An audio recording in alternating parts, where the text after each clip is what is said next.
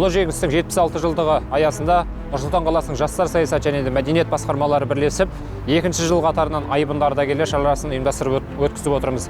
Шараның мақсаты оркестрмен бірге ардагерлер тұратын әрбір аулаға барып, әскери патриоттық әндер шырқап, мерекелік көңіл күй сыйладық. Барлықтарыңызды мерекемен тағы да шын жүректен құттықтаймын. Осылай келіп құттықтап атқанда, әрине біз қуанамыз, мақтанамыз, осындай атамыз бар екен. Жаңа концертті көріп бәріміздің жылағымыз келіп тұр, мақтан тұтамыз атамызды.